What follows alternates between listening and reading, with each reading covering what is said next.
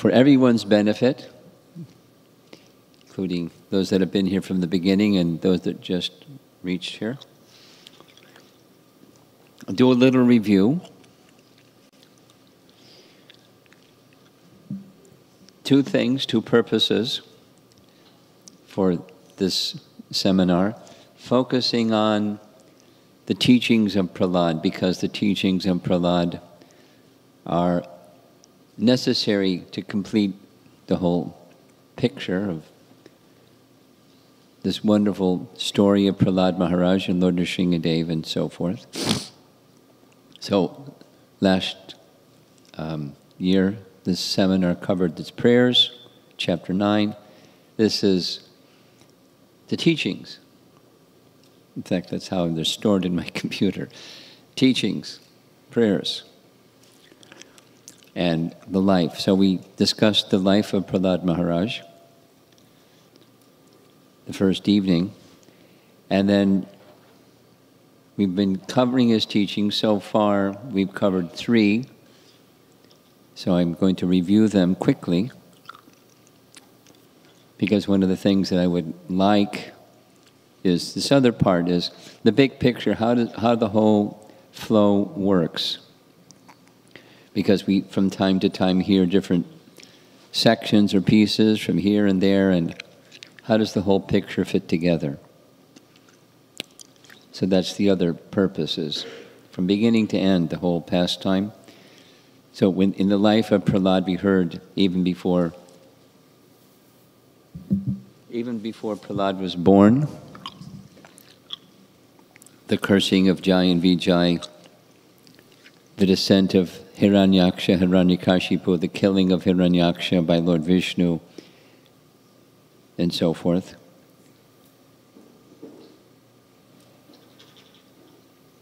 Hiranyakashipu taking a vow that this is my enemy, and the friends and enemies thing starts there.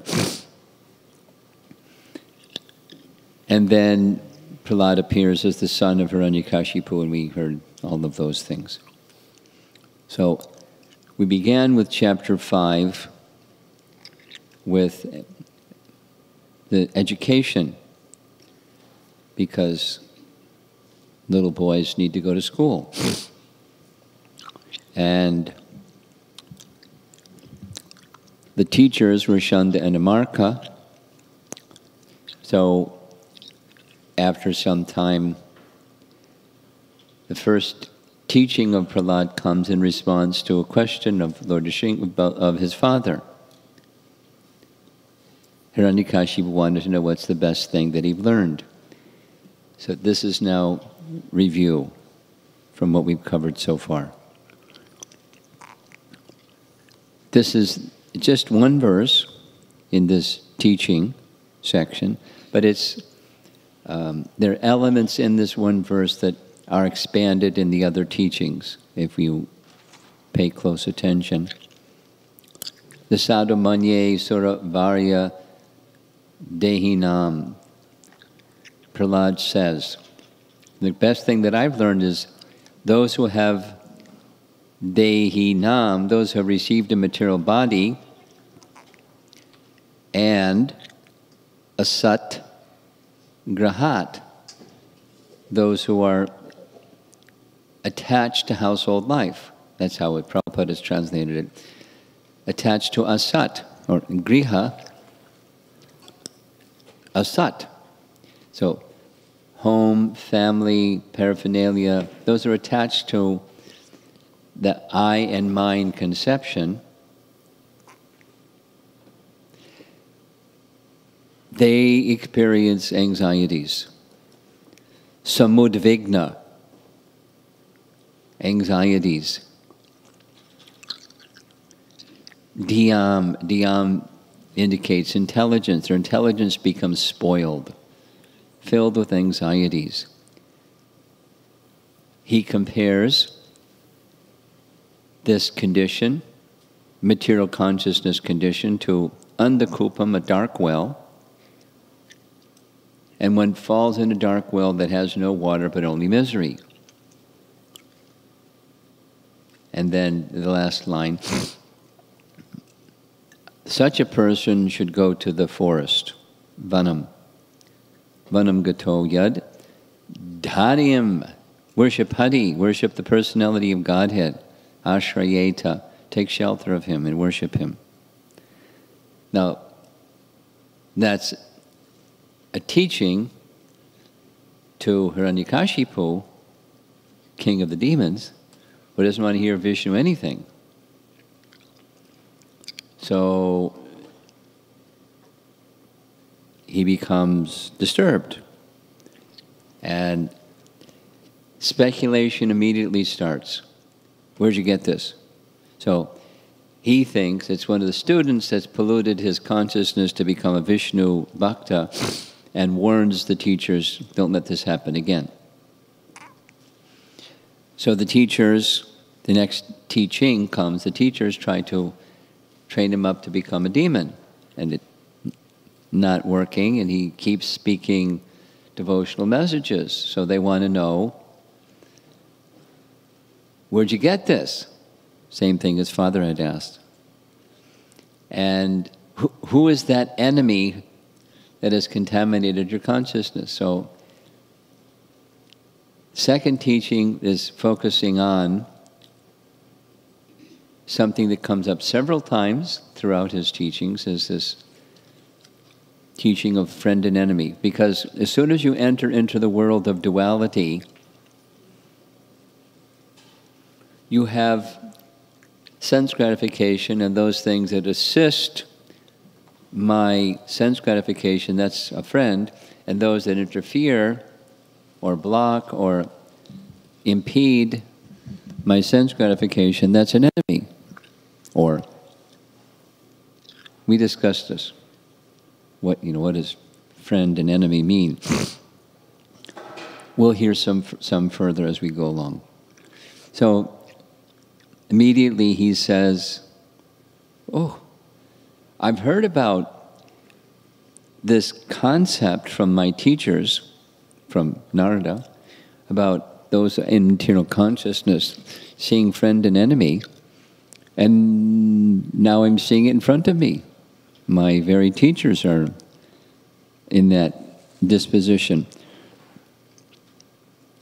And there is an alternative. The alternative teaching is to become a pandita, a learned person that doesn't make that distinction, friends, enemies.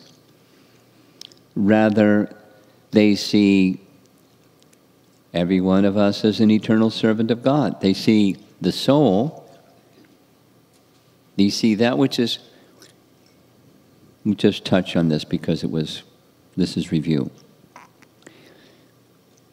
Jiva Goswami in his Bhakti Sandarbha explains that when one is in contaminated consciousness, that which is spiritual is not seen as spiritual.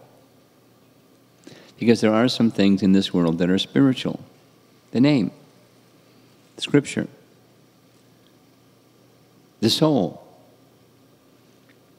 and the devotees of the Lord, the process of bhakti. One doesn't see them as spiritual, one sees them as material. The deity, one doesn't see them as spiritual. One sees them as material. And when one is in this material consciousness, it's the realm of duality. So, Prahlad takes it yet the next step, not just see the soul, but because that's a pandita samadarshana is seeing the soul, but then souls are meant for, their constitutional position is servant of the Supreme Soul, the Supreme Spirit. And in that sense, there's this not friend and enemy position. One who has spiritual vision doesn't see that. And going further, these terms in the next text, remember the question is, how did this contamination come from? Where did it come from? And who's the enemy? So this sva para iti, sva para, Prabhupada is again translated as those who think in terms of enemy and friend. Swapara, in his word for word, is one's own business and others' business. Like, my territory and your territory. I and mine. Swapara, friend and enemy. So an enemy can be somebody outside of your sphere of influence. It could be in your own home, and someone's an enemy because they interfere with your idea of happiness. So, Swapara and Atma, the consequence of this friend-enemy consciousness, the duality consciousness, seeing that which is spiritual as material, then one can't see the supersoul. Now, supersoul is there just like the soul is there, but one cannot see. So he's going to extend that concept and saying, you want to know where this is coming from? It's coming from supersoul. This consciousness, that's this one. This consciousness is come about by his will, and he's attracted me to him because he's all attractive. So that's the healthy state where one is not in friend-enemy consciousness. One can see the supersoul, and one can take direction from the supersoul. But he goes on to say those that don't take direction from the supersoul that way, take direction from the supersoul in a different way, the friend-enemy way, because it's how they regard the Supreme. So back to this one. Muyanti yat vartmani Veda vadino. Vada means doctrine, and Veda vadino, Prabhupada has translated as the principles of devotional service. Muyanti, this is review.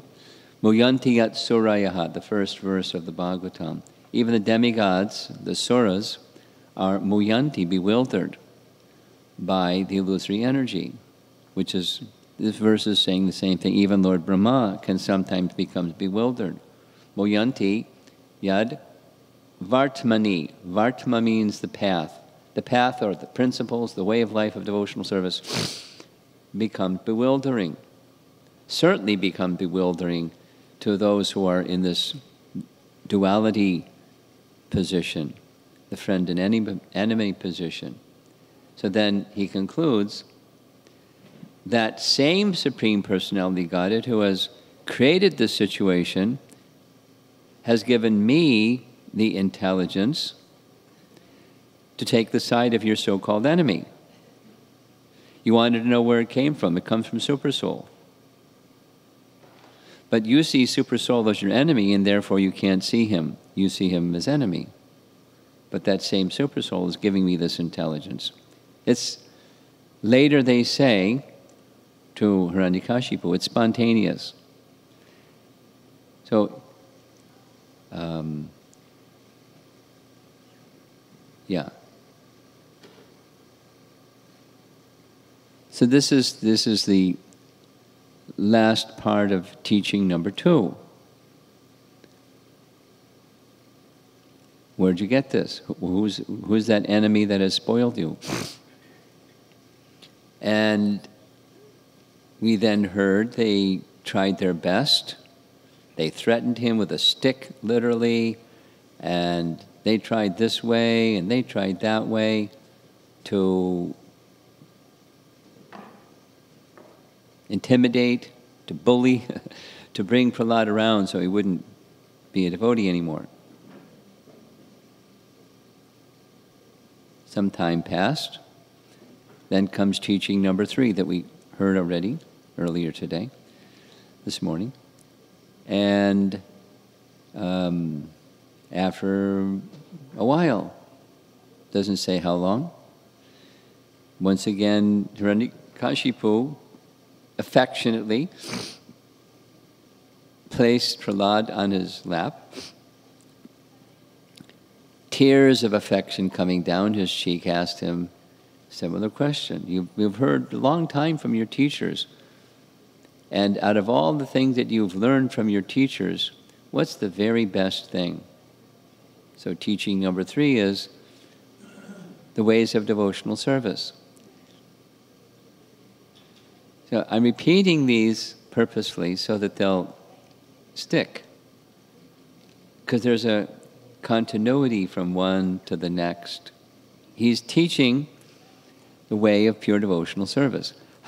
He's teaching us. The readers of the Bhagavatam are getting Prahlad's instructions how to go from contaminated consciousness to pure consciousness, which is important because that's what we need to do. So when he hears this devotional service answer,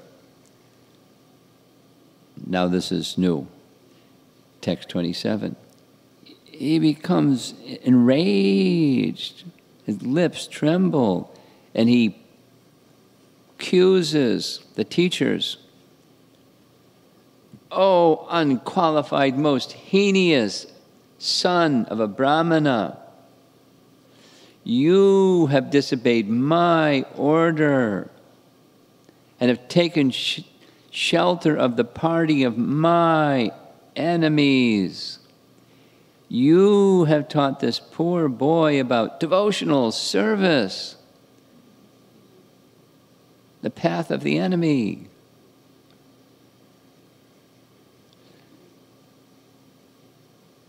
Well, they take exception to that and say, "Your son Prahlad, what he said wasn't taught by me or anyone else.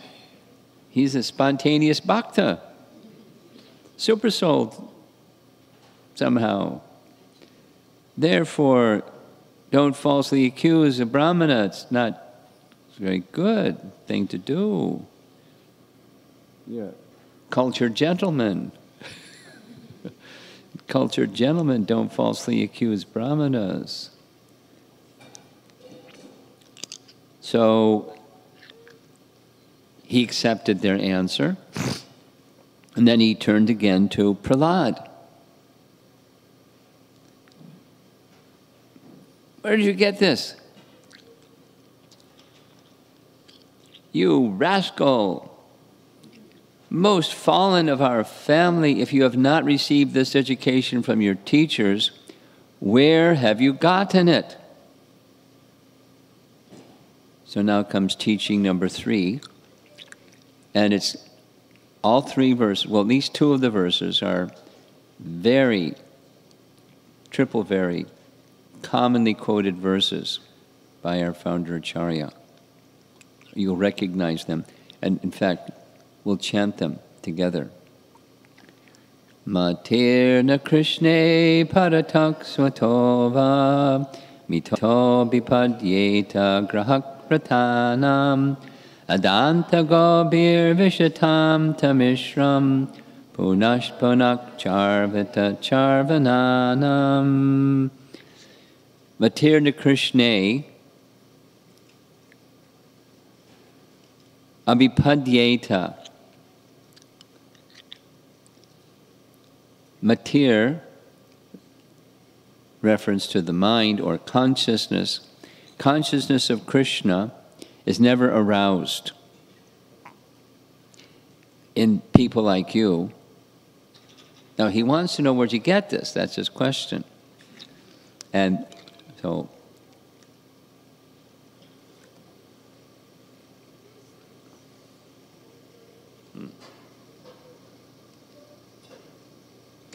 Parata Svata Va Mito is translated as by the help of other people, by one's own effort or a combination. Prabhupada sometimes would say by teaching, by one's effort, or attending a conference. Combination.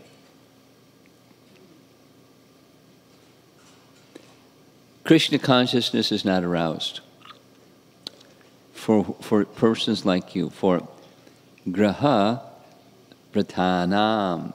So very similar to this asat grahat. Language is different, the meaning or the essence is quite similar. Griha vrata. we're going to hear little Prabhupada's words on Griha Vrata, but Vrata means vow, and Griha Vrata, those that are attached to Griha. Same as this very first teaching, those that are too much attached to family life. Same point that Devahuti speaks to Kapila Dev. I'm too much attached to family life. Now, family life is part of life. Generally, there are persons that don't enter family life. And when one enters family life, becoming unduly attached to it is common. And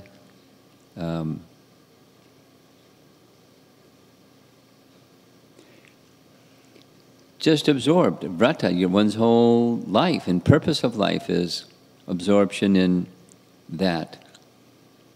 Griha Vrata. And Adanta Go Bir is uncontrolled senses. And Vishitam Tamishram is hell. And they don't glide down to hell, they go quickly to hell. And Punak, this is another phrase that Prabhupada would say. The first line and the last line especially. Matirna Krishne Paratak Svatova. And the last line, Punak Punascharvata Charvananam. Now these are teachings of Prahlad, well-known teachings from our ISKCON point of view particularly. Punak Punascharvata, what's the business of materialistic people? Chewing the chewed. And the common example that he would give, that's not so much known outside of India, but in India it's very easy to understand. Somebody on the roadside sells sugarcane juice. And by the side of the sugarcane juice stand, there's the cane that's already had the juice squeezed out. And anybody that's done that, you see, they put the cane in and run it through umpteen times until all the juice is out. And they discard the cane. And somebody comes along and bites on the cane that's already, the juice is out. And there's no juice. Now, in cane that hasn't been already squeezed, there's juice. That's what some people just bite on the fresh cane and chew it, and it's sweet. Punash punak charvata charvananam, chewing the chewed.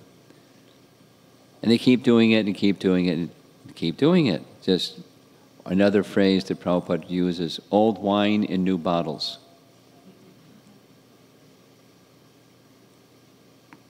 Same thing, over and over and over and over and over and over. Try it this way, try it that way, but it's the same thing. And there's no juice. Same, this andakupam, a dark well where there's no water, but only misery. Different metaphors to explain that the expectation of happiness isn't there. But that doesn't stop people from going for the expectation of happiness objects through just do it differently, do it smarter, try it this way, try it that way. Chewing the chewed. So here's the translation.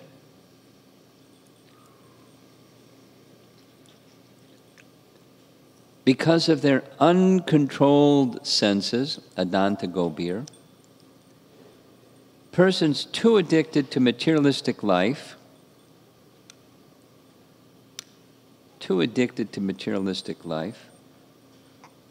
griha vrata, make progress towards hellish conditions, vishatam tamishram, repeatedly chewing that which has already been chewed. Punak punascharvata charvananam. Their inclinations toward Krishna are never aroused. Matirna Krishne abhipadyeta. Either by the instructions of others, parata, by their own efforts, svata, or by combination, mitta. Hopeless cases. Dad, even if I explained to you, you wouldn't understand. Even if you tried to understand, you wouldn't understand. And a combination of the two, you wouldn't understand. You're asking, I can give an answer, but you wouldn't understand. Because of your grihavrata and adanta gobir position. Too much attached and uncontrolled senses.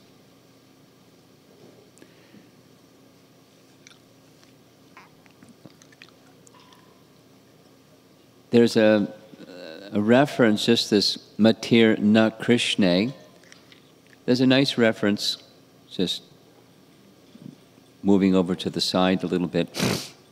The first time Chaitanya Mahaprabhu and Sarvabhauma Bhattacharya met, of course, Lord Chaitanya was in a state of ecstasy in the floor of the Jagannath temple room, taken to his home. He came back to his external consciousness after some time and went to take darshan of Lord Jagannath and came back so they could take their meal. Sarvabhauma Bhattacharya spoke, seeing here's a sannyasi. So, Namo Narayanaya. I'm offering my obeisances unto you, O Lord Narayan. Because when one takes sannyas in the Shankara line, the sannyas, that's how they addressed one another. Now you're Narayan. You've renounced the world, now you're Narayan. And Chaitanya Mahaprabhu replied, Krishne matirastu. Right there in the Bhagavatam, Madhya Lila. Krishne matirastu.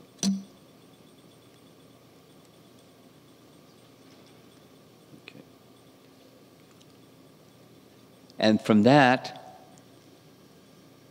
Chaitanya Charitamrita says, he could understand he's a Vaishnava. Instead of Namo Narayanayana and saying the same thing back, he said, Krishne matirastu. So this is matirna Krishne abhipadyeta. It's never aroused. And there's these same two things, I and mine. Too much attached to the bodily conception of life, and too much attached to the conception of extensions of the body, mind, griha, home, family, and that subsumes or completely takes over one's consciousness. Prabhupada describes those who are grihavrata, whose only aim is to live comfortably with the body in the material world, cannot understand Krishna. The two expressions, grihavrata and charvita charvananam, indicate that a materialistic person tries to enjoy sense gratification in different bodily forms, life after life, but is still unsatisfied. Now, some of these people look like they're having a party, they're having a good time. But is that real satisfaction? And what happens the day after? Or when they get in an argument with a family member or something. Something happens because it's the nature of this world. And that happiness is gone, and in comes something else. So it's not, real happiness is unending, it's sat. And the other happiness is asat, so asat grahat. Back to this very first teaching to Lord Nrsimhadev. Prabhupada continues. In the minds, referring to Bhagavad Gita, in the minds of those who are too much attached to sense enjoyment and material opulence, and who are bewildered by such things, the resolute determination for devotional service to the Supreme Lord does not take place.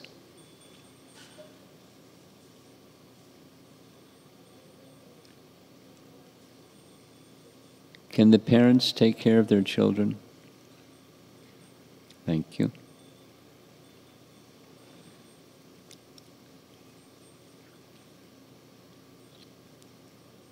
Interesting image, huh?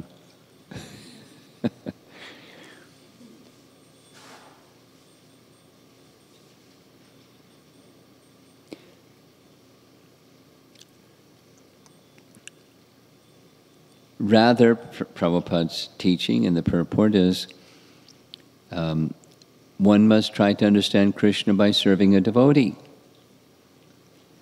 He quotes Rishabdev,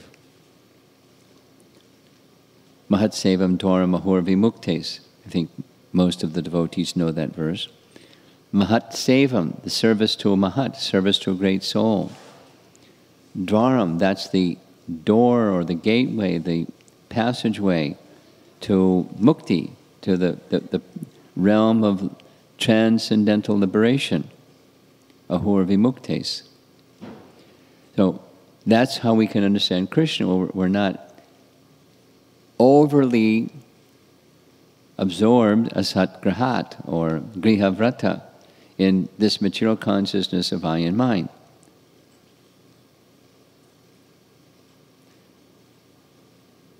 So that's one of the verses. Matirna Krishne paratak svatova mito vipadyeta grahak ratanam adanta gobir vishatam tamishram punak punascharvita charvananam. Listen to Prabhupada's recordings and you'll hear these phrases. He sometimes says the teachings of Prahlad, but when you hear them, you'll know it's the teachings of Prahlad.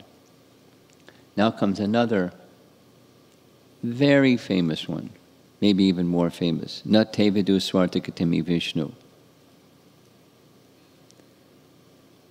How many have heard that in recorded lectures by Srila Prabhupada? Oh, you have to listen more to Prabhupada lectures. You'll hear it lots and lots. Let's chant together. Na te vidu svarta gatim hi Vishnum darashaye hi bahir artamanina adanta andhayar upaniyamanas te pisha tantriyam murudam nibaddha. First one is really easy. Na te vidu, they don't know. Na te vidu, they don't know. Sva arta gatim. Sva is one's own. Arta is goal. Sva arta gatim, reaching Vishnu, pleasing Vishnu, service to Vishnu, connection to Vishnu is the goal.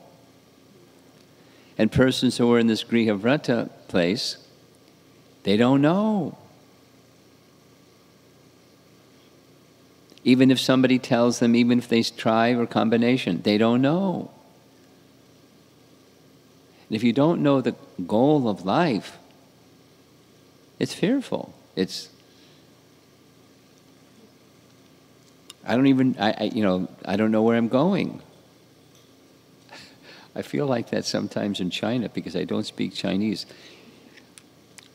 Like go into a train station, it's wild. There's so many people going in so many directions. It's a wall of people everywhere. And you're just getting moved as well. And I don't know where I'm going. I have to stand right next to the translator so if you don't know where you're going, it's fearful.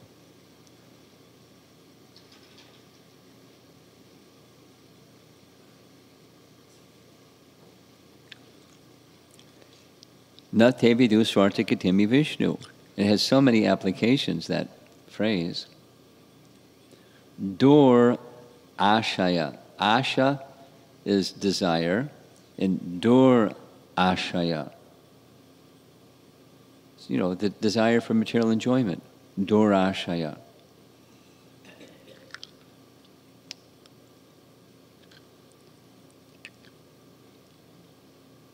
the andha itandayar upaniyamanas, that's this blind leading the blind. The blind leading the blind. We've heard that so many times, the blind leading the blind. You know, it's the world in which we live. Who has vision? There are persons, there's always in this world, there are persons that are leaders, but they don't know where they're going either. The blind leading the blind.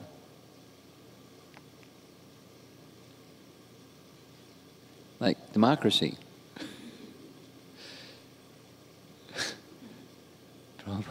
Prabhupada would speak about it often. You know, you got the biggest animal, and you know, the fierce one, the lion, he's the ruler because he's fierce. So he becomes the ruler. But he doesn't know what the goal of life is, and he's the blind person leading the blind persons. Whether it's democracy or oligarchy or whatever it is, they don't know the goal of life, and they're leaders. And they're leading people into the ditch. It's the way of material life.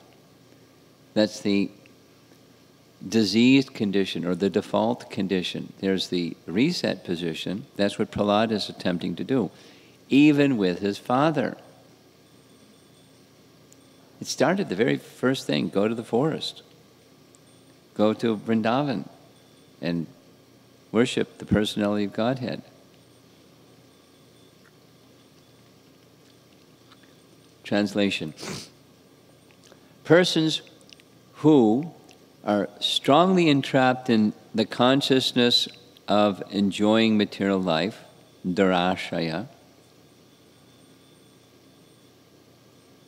and who have therefore accepted as their leader or guru a similar blind man attached to external sense objects.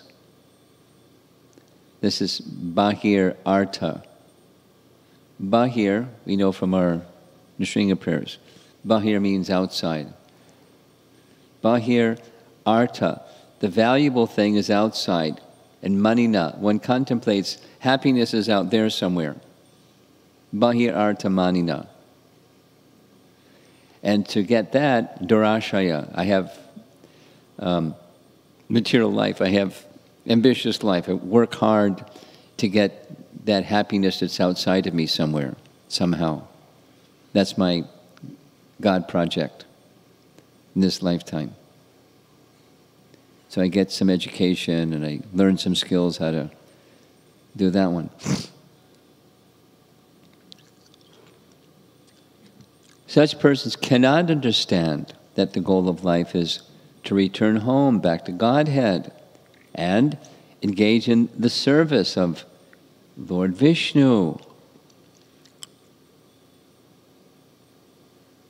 Sva artagatim hi Vishnu. Dad, Ranikashipu. As blind men, guided by another blind man, miss the right path and fall into a ditch, materially attached men, led by another materially attached man, are bound by the ropes of fruitive labor, that's this urudamni, which are made of very strong cords, and they continue again and again in materialistic life, suffering the threefold miseries. Saint Punash Punak Charvata Charvananam. Just keep doing it, like donkeys, again and again and again and again. Not only this lifetime, lifetime after lifetime. The light doesn't go on. Just keep donkeying after misery, thinking it's outside somewhere, I just have to find it.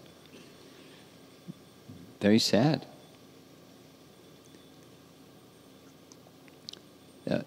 Dutch painting of a blind person leading other blind persons. A classic. Well, it's not only in the Bhagavatam, it's from other cultures, people understand that same phenomena as well. So how do you find a person that can see? A tattvadarshi. That's the indication of Bhagavad Gita. Tadvidhi. Find a tattvadarshi and take shelter there, inquire, render service. But if you don't have a tattvadarshi, you got this situation. Someone's going to lead, and some persons are going to follow. It's just way of life. Therefore, one requires a teacher, a leader, a seer who has received proper knowledge. So this Prabhupada's purport. An actual guru is Shrotriya from the Upanishads, one who has heard or received perfect knowledge through parampara, the disciplic succession. Indirectly, unpacking Prahlad's words, he doesn't accept Shanda and Amarka. He doesn't accept Shukra Acharya.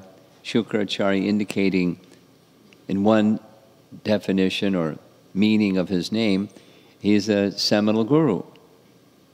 That's what it means, his name. He doesn't accept. These aren't my teachers. I'm not going to follow them. You've entrusted me to in their school, but such blind men may lead other blind followers without true knowledge of material conditions, but they are not accepted for devotees like Prahlad Maharaj. So let's go back to his question, because it's come up 3 times now. Where did you get this? He's going to tell his classmates where he got it, but he's not telling the teachers.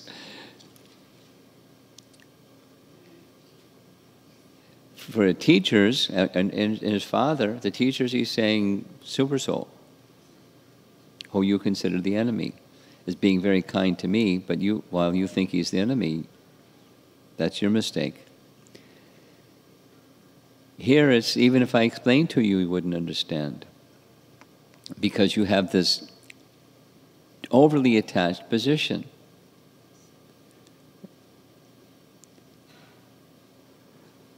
So how, when people are overly attached, in practical terms, what can we do? Well, we don't stop being a devotee. We don't judge people, because that Prahlad isn't saying, friend and enemy, like I'm enlightened and you're not, ha. He's giving knowledge. So some persons don't want knowledge, and he's understanding, his father won't understand. So for us, we can give the holy name, we can give prasadam, we can give a good example, teach by example the life of a devotee. Certainly he's doing that with his father and his teachers. Then he gives the solution, which is the 3rd part of this evening's teaching. There's the lotus feet of Srila Prabhupada, and the dust from the lotus feet of such a person is this final verse, not so much often quoted except this kinchananam, this phrase here, this kinchananam, mahiyasam pada rajo abhishekam, pada raja abhishek, by taking abhishek or bath in the pada raja, the dust of the feet of Mahiyasam, of great souls. Mahiyasam pada rajo abhishekam niskinchananam na ranita yavat. Here's the translation.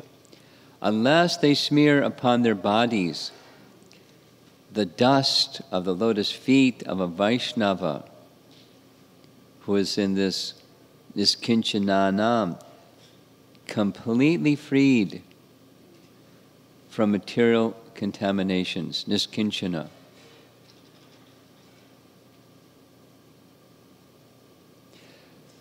Persons very much inclined towards materialistic life cannot be attached to the lotus feet of the Lord, who is glorified for his uncommon activities. That's this urukramangrim, urukramangrim, glorified for his uncommon activities.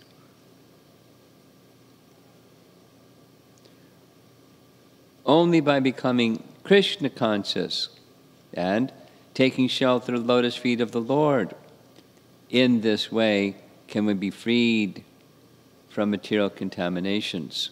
So, it's not a new teaching.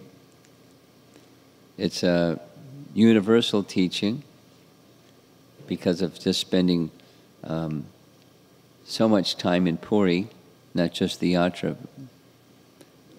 I spent almost a month personally preparing for and then delivering this message of Chaitanya Charitamrita of Lord Chaitanya in Puri. Very purifying. And a theme over and over is this one. A classic is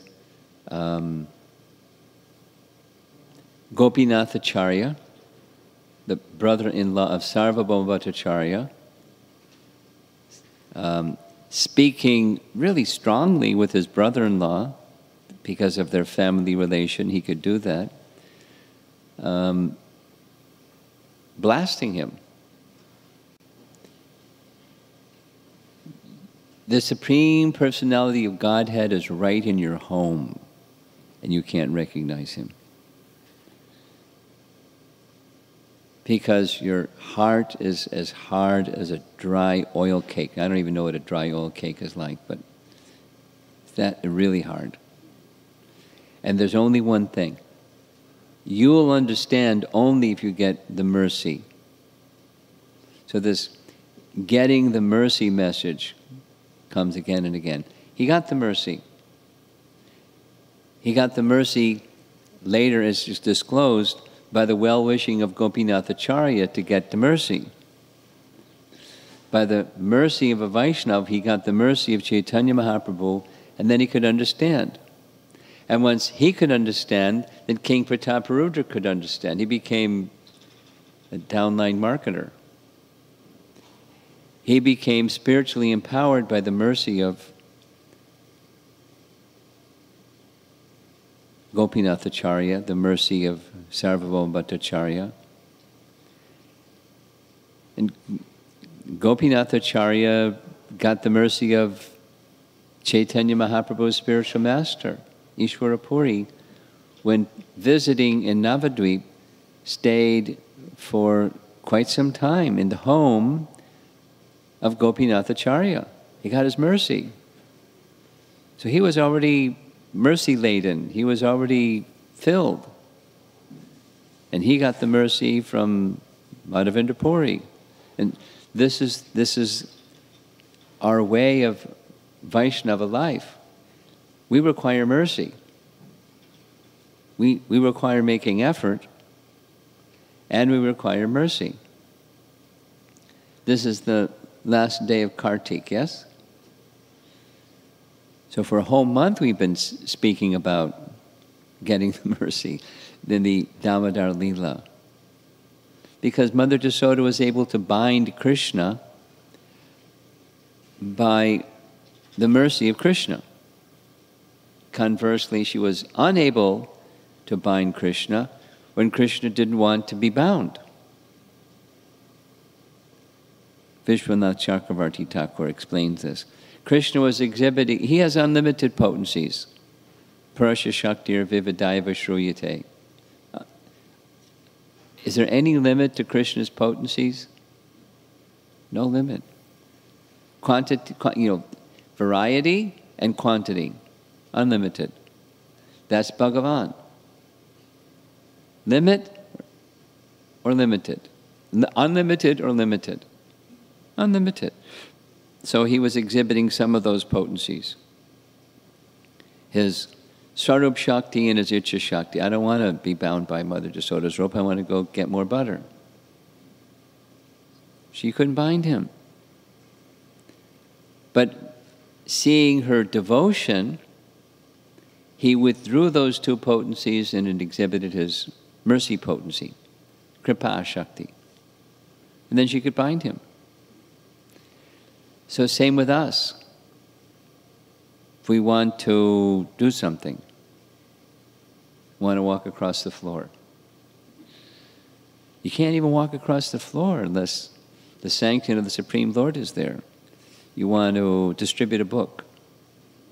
I saw some devotees after our morning session, they were going off for a book distribution.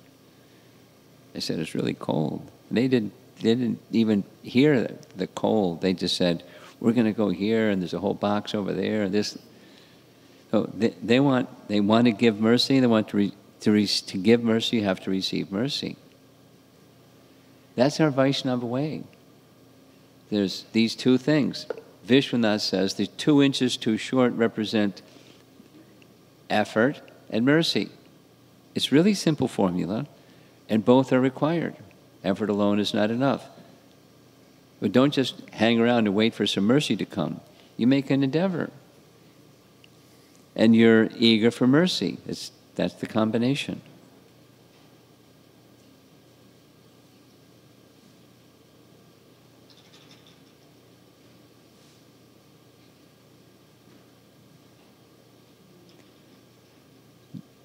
So specifically the language in this verse is Padaraja Abhishekam. Some of you know Dinabandhu in Vrindavan. The lovable, effusive Dinabandhu. Anyone that's been around Dinabandhu has heard one of my favorite verses. He says, it's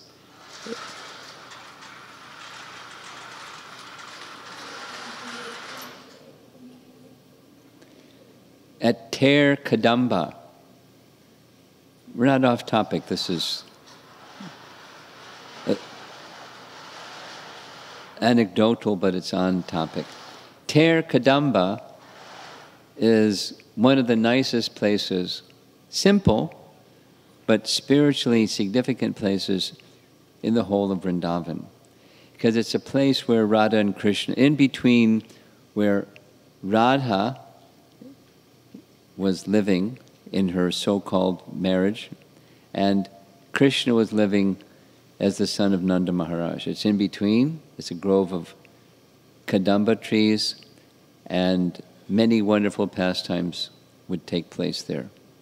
And it's a place where Rupa Goswami kept his residence sometimes, many times. It's said he wrote much of Nectar of Devotion there. So there's this deity of Krishna Balaram at that place. It's in this grove of trees. I'm sure there were more Kadamba trees some time ago. People poach. Anyway, nice place. And above is this verse written by Raghunath Das Goswami about Rupa Goswami. And he's appealing. Raghunath is appealing, birth after birth. Let me take some dust from the feet of Rupa Goswami.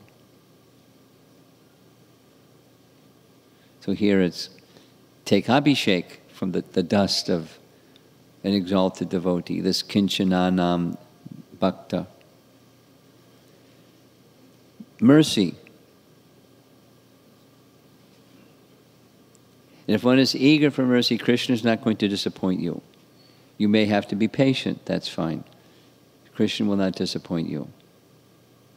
Always, he's very kind. So, becoming Krishna conscious brings about this word that's in the verse, anartha apagama. Anartha apagama. Right here. Anartha apagama.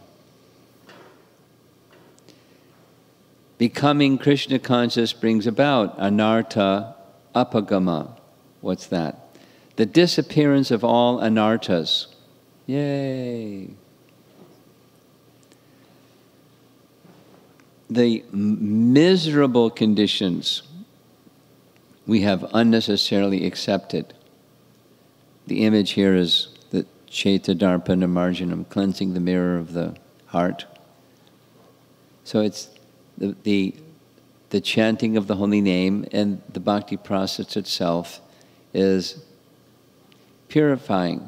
We heard this morning about the purification. Hiranyakashipu needed purification. Prahlad was offering it. His purification was his undue attachment to money and women. And Prahlad was offering him purification. Then we heard about this ultimate purification. It's Vaikuntha consciousness, total absorption in the personality of Godhead. So the process of devotional service carries one to that place. Anartha apagama. Then there's the negative. There's other things that people try instead. They don't want bhakti. They don't want to surrender. That's demeaning. So they try some other method. Prabhupada quotes Mandaka Upanishad. Nayam Atma Pravachanena Labhyo Na Medhaya Na Bahuna Shrutena. So they become Atma, to become self-realized. It's not going to happen by academic education, Bahuna Shrutena. It's not going to happen by presenting lectures in an erudite way, pravachanena labhya, or by being an intelligent scientist. Na medya. That's exalted by worldly standard, but it's not going to bring the desired result. Rather, unto those great souls who have implicit faith in both the Lord and the spiritual master are all the imports of Vedic knowledge automatically revealed. This is another verse that's good to know. It's often quoted by Srila Prabhupada. Does anybody know the verse? Would like to recite it?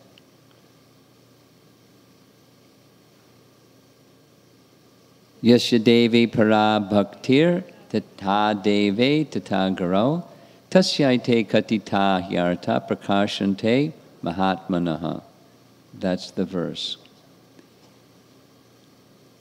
Yasya devi para bhaktir yata deve tata garo. Those who have implicit faith in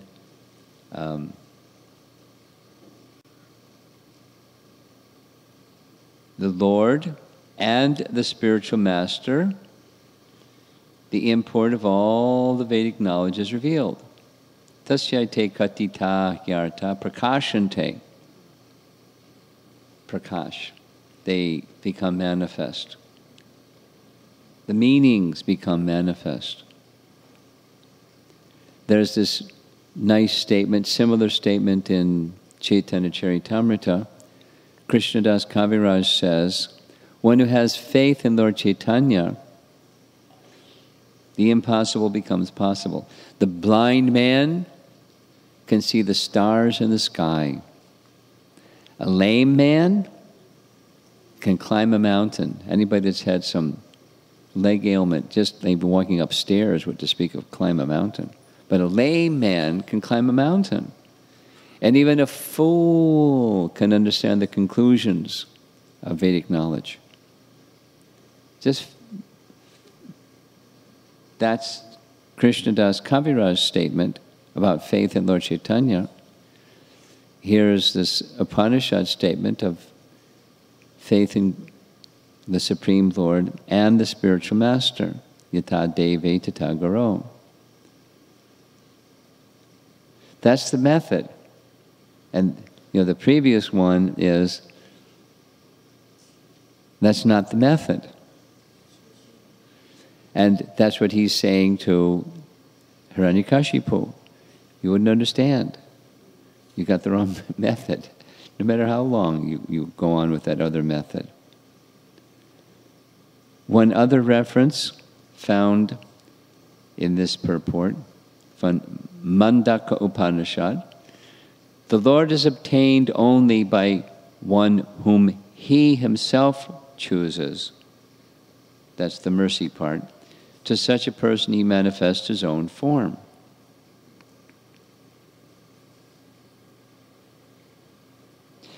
Doesn't mean there's no effort required. It means it happens when mercy comes. So, enough teaching from this little boy Prahlad. Hiranyakashipu flies into a rage. He throws his son on the ground and orders, in several verses, he should be killed. He is not a son, he is an enemy. And immediately he should be killed, called for the guards. And the next section is all the unsuccessful attempts to kill Prahlad. That's, a nice section of chapter 5. And tomorrow morning we'll start with chapter 6, what happens after that. Okay, so could we have the microphone? And somebody would like to discuss any of these points? Go back and chant the verses again, maybe.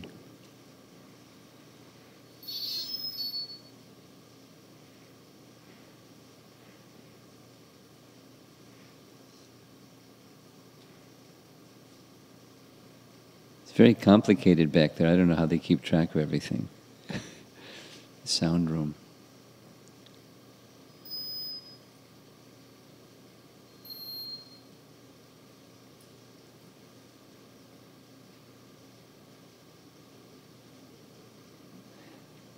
Well, without the microphone, anyone with comment or question? Yes?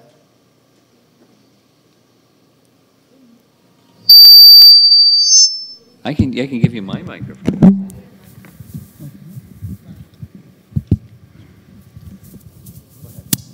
In 7.5.32, Srimad Bhagavatam, it says that the first part says that unless one is free from material contaminations, material attachments, one cannot be attached to lotus feet of Vishnu. Yeah. And the second part says one can become only by becoming Krishna consciousness, one can become free from all anarthas.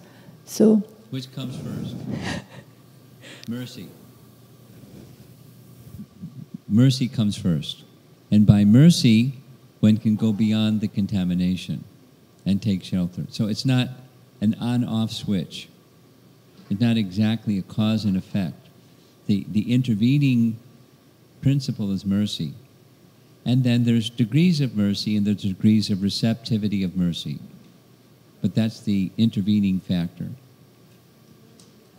It's not a chicken and the egg question.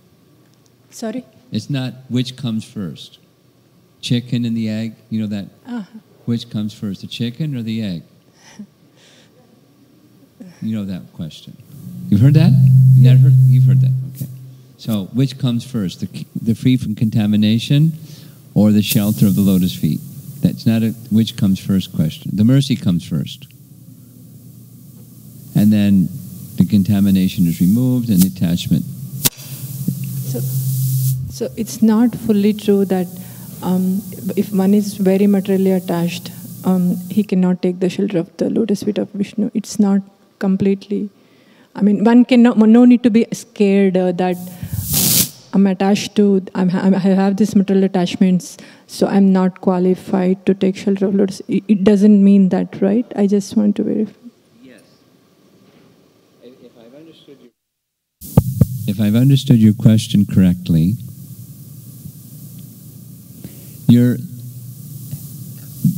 you or any one of us is not excluded from shelter of the lotus feet of the Supreme Lord if we have contamination. That's a major part of Prahlad's teachings.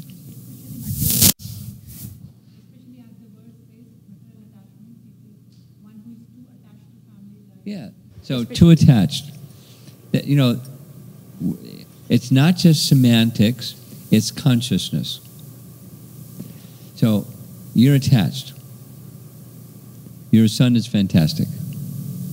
And you're attached to him and he's attached to you. And you wouldn't be a good mother if you weren't attached to your son.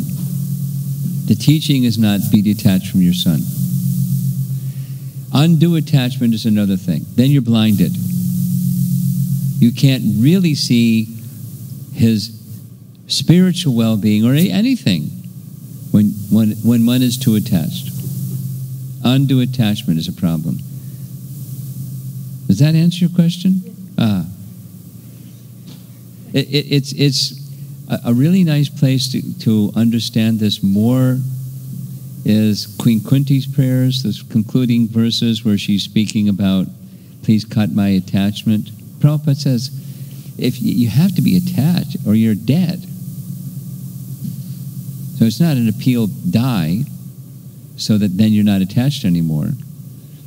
But it's the undue attachment. The undue attachment that blocks, the result of which is it blocks the sense of connectivity with Krishna.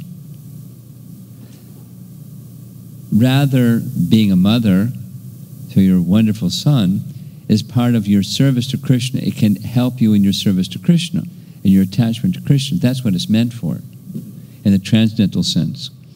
But that's dependent upon consciousness. And the Krishna consciousness is dependent upon mercy and eagerness for it. Okay? Someone else. Someone else had their hand up. No. Okay, yes, back there.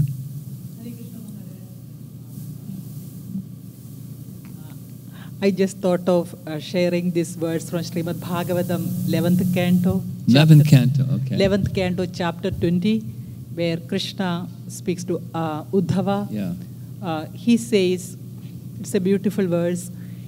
I'll just read the translation.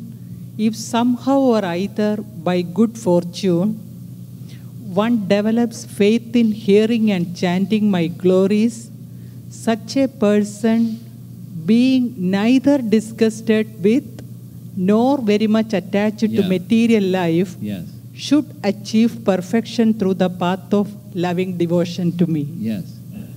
There's another verse that says similar. A candidate for devotional service is neither too much attached or too much detached. Too much detached is impersonal. Too much attached is material. A good candidate is neither of those. Too much attached, too much detached. So some attachment is necessary, but Krishna conscious attachment is towards the end of service to Krishna, with that objective, like this earlier question of this afternoon, or late morning. Pleasing Krishna is the goal. That's the point of spiritual attachment. Pleasing Krishna is the goal. It gets mixed when we're overly attached, and then we get blinded to the real goal. We can't see And then we get another kind of intelligence, the attached intelligence.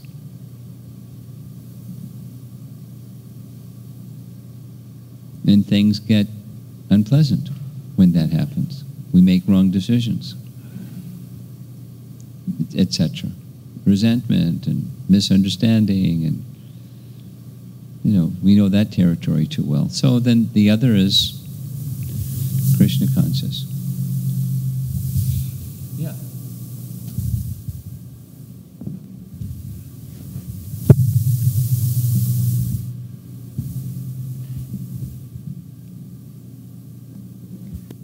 Hare Krishna Maharaj.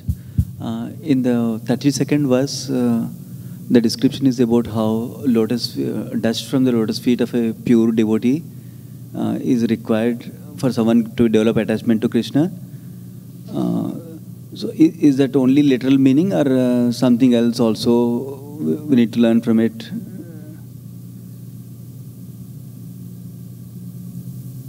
Are there other options on the menu? That's what you're asking? No. Is the best way is to request everyone for their dust, or what is the right thing we should understand from there? I didn't get your question. Say it again slower. Oh, sure. Help me say it slow. Yeah. 32nd verse, the first portion. Yeah. First portion talks about taking the dust from the lotus feet. Yeah. I should take that as literally. And literally. Literally, yeah. That's your question? Yes. What are the right way to do it? Yeah. Well, it's explained in some places, receiving the instructions of and carrying out the instructions of, that's the meaning, or that's a meaning. It can be both. You can say literally, but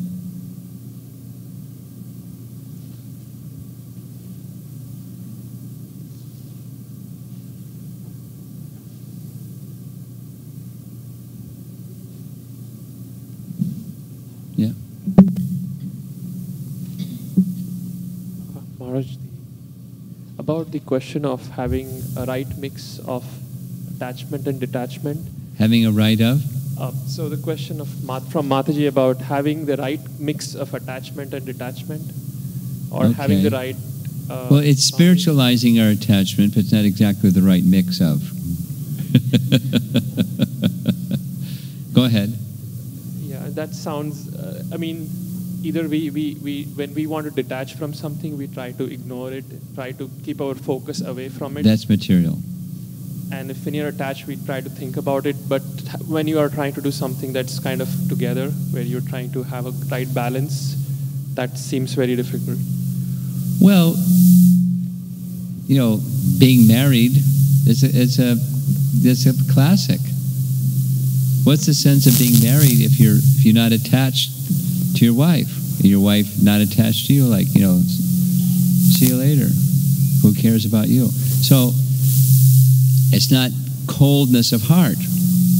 There's attachment. But spiritualizing the attachment is, let us together serve Krishna.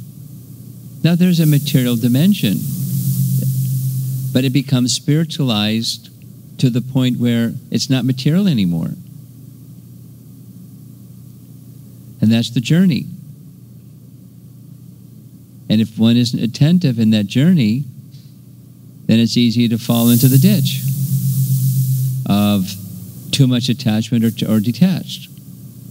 Because we're not. If one loses sight of the purpose, Krishna is to be pleased, then it's about my interest, and you're not serving my interest properly anymore. And we have a family quarrel. And there's always going to be differences, and there's always going to be, so Krishna's interest is to be pleased. Keep that in the center, and it spiritualizes. And elevates to the point where it's not material attachment anymore. That's the goal. And it's an elevated goal, but that's the goal. Until that's there, there's, duality. My interest and your interest, and we compromise. Sometimes. sometimes I'm the boss. Anyway.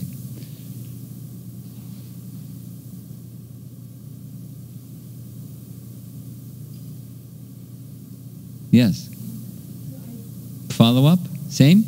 No, different. Okay.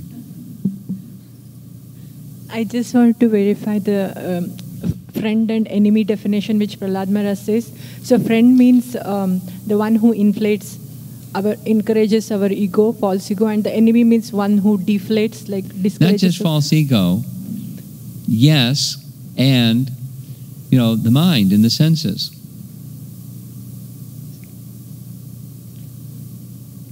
The language that's used by Kapila Dev is what the Prabhupada translated as separatist. That when our interest is separate, binadrik is the Sanskrit. One sees one's interest separate from the interest of the Supreme Lord. So, false ego, mind, and senses, so that's an enemy. You're interfering with my sense enjoyment. You're interfering with my conception of what happiness is. You're blocking the sun. Can you get out of the way, please? Because my happiness is when there's sunshine. Can you get out of the way? And they don't get out of the way, so they're an enemy.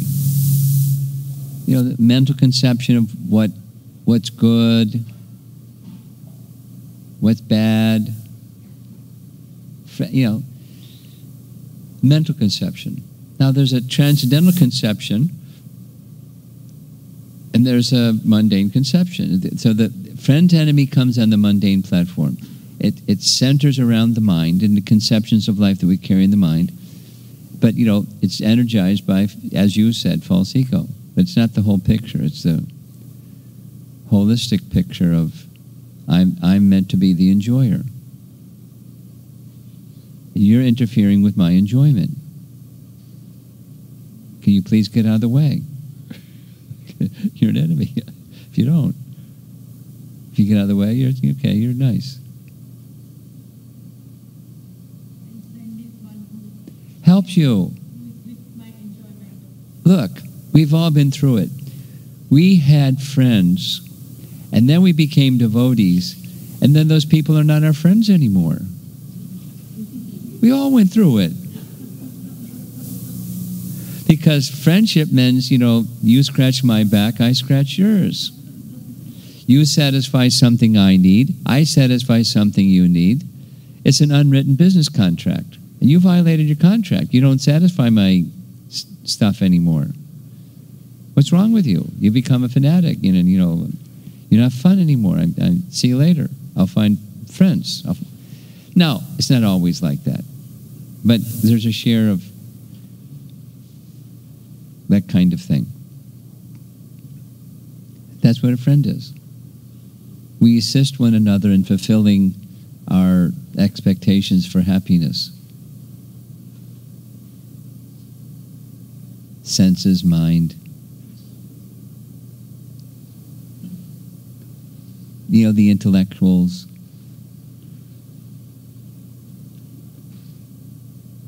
Like-minded. Yes. Okay, here comes the microphone.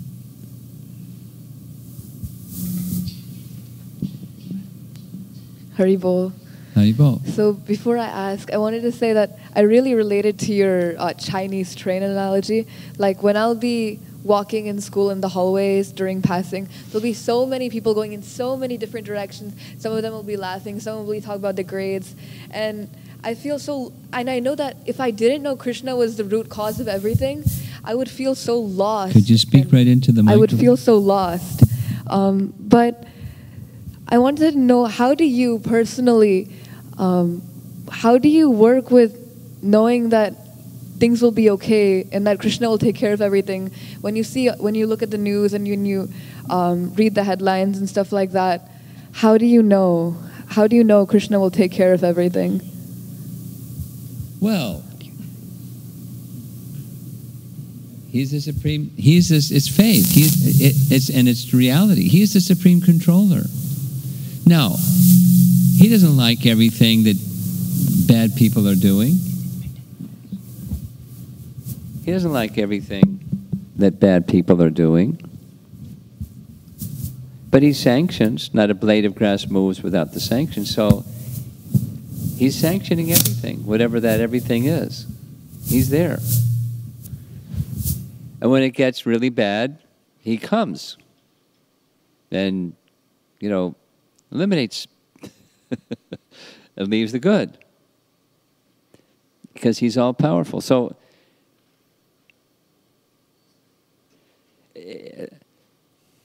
your specific question is, how do you know? It's faith. And it's just like reality. Who is the controller? Step back. Is there no controller? Or is there a controller? And if there's a controller, he's always in control.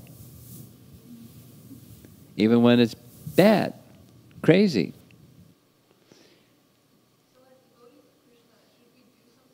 Yeah. Yes. Would you encourage me to go out for gun control marches and stuff like that? No. No? Causes aren't the solution.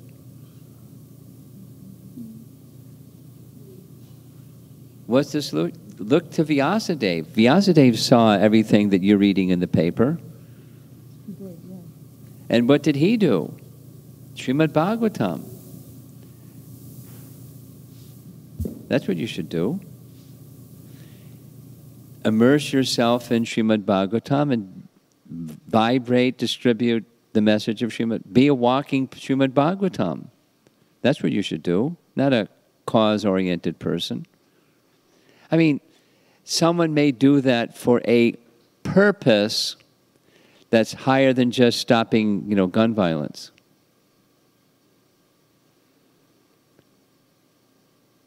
Like, we're not a vegetarian movement. We're a Krishna conscious movement. So there are people that advocate ardently.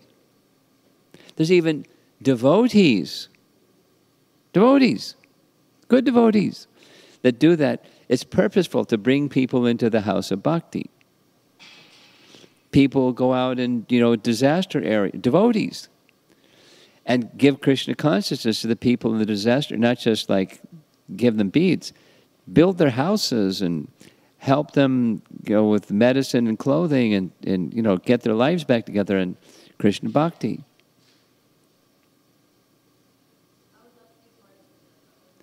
But it's a big but. What's your capacity, really? So the first things first, what's your capacity, really? It's like, this wonderful story, Gorkishore Das Babaji, someone came to meet him saying, I want to cure people spiritually and be a medical doctor. Like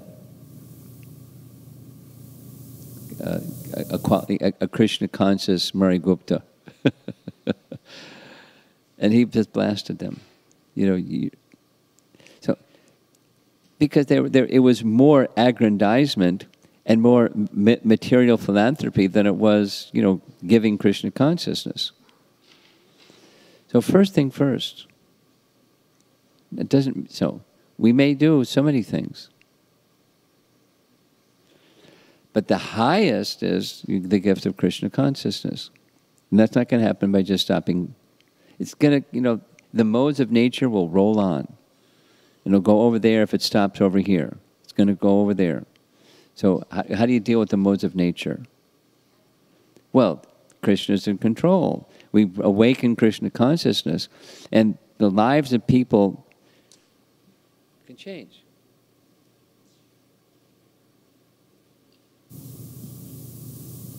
Thank you.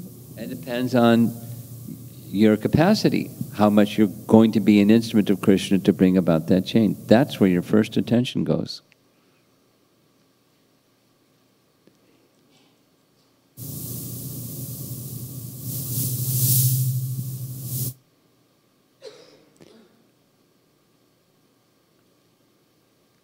in Bhaktisiddhanta's life, there's many examples. Prabhupada also. Why are you reaching all these intellectual people? There's so many suffering people, starving. In Bhaktisiddhanta, everyone's suffering. Who's not suffering? Everyone is an eligible candidate. So there's different people. Well, people that can't even eat. Then feed them first. Okay, we can have food for life programs. We're not just feed people first.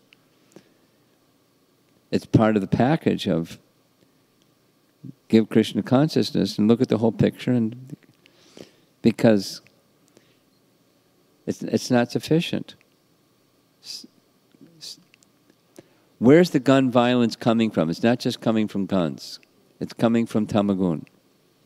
An overabundance of tamagun. Overabundance. And some people do it, more people do it, more people do it. Just like, everything that's dark. So how do you overcome darkness? How do you overcome bhakti? That Prabhupada's arrival message in Boston Harbor. How are these people going to receive? But when they received by Krishna's empowerment, their lives changed. And, life of degradation became a life of elevation. To become such an instrument. And then the gun control is a subset, because it's coming from the mode of ignorance. Or so many drug overabuse, accidental death, and so many, narcissistic things going on in our society. Where's that coming from? And what's the solution? People looking for external happiness, and they're not finding it, so they're getting frustrated and going nuts and doing nuts things.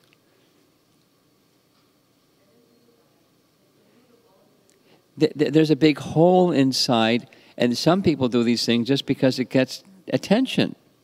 It's crazy. The modes of nature, acting. What's the antidote for the modes of nature? Krishna consciousness. Be and promote. On earth, if there was a pure devotee, if you became a pure devotee, the impact on earth amongst many, many people was so much greater than going off and campaigning for some cause. Save the whales.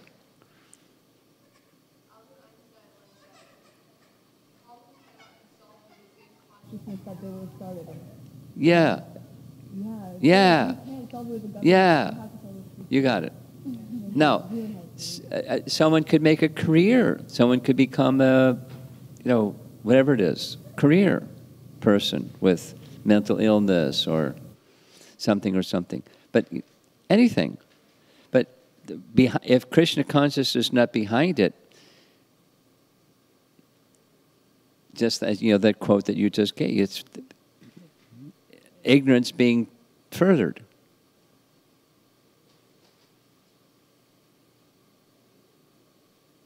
The ignorance has to be addressed. No problem. Have a career with something. With Krishna consciousness at the heart of it. Okay, we've exceeded our time. We're going to end. Start with chapter 6 tomorrow morning. Srila Prabhupada ki jai.